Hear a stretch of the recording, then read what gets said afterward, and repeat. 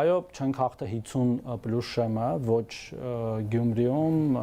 Փարաքարում էլ ուրիշ ուժ է հաղթահարել այդ շեմը, որը ի դեպ էլի անցյալ անգամ մեզնից մոտ 2 անգամ ավելի ձայն էր ստացել։ Բարեբախտաբար կամ դժբախտաբար ժողովրդավարությունը այսպես է աշխատում, երբ որ դու չես կեղծում ընտրությունները, դու ունենում ես իրական պատկերը եւ դրա հիման վրա պետք է վերլուծություններ անես։ Հիմա ես կարծում եմ, որ այո, վատ է, որ մենք 50+ չենք հավաքել կամ կտեսնենք իհարկե ինչպես կստացվի, չենք կարողանա կամ կկարողանանք իշխանություն ձևավորել, բայց սա պետք է դառնա մեր համար սովորական մի բան, մեր երկրի համար, որովհետեւ համամասնական ընտրակարգերը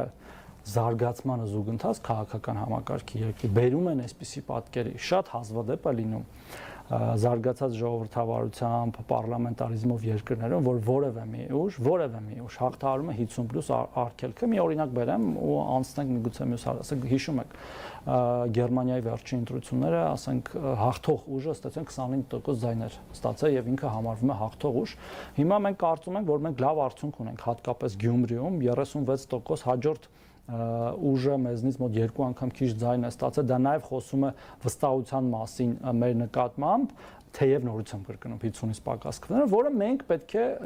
ընդունենք ի գիտություն, ի զեն եւ շարունակենք աշխատել մեր ընտրողների հետ, մեր քաղաքացիների հետ, մեզ չընտրած մարդկանց հետ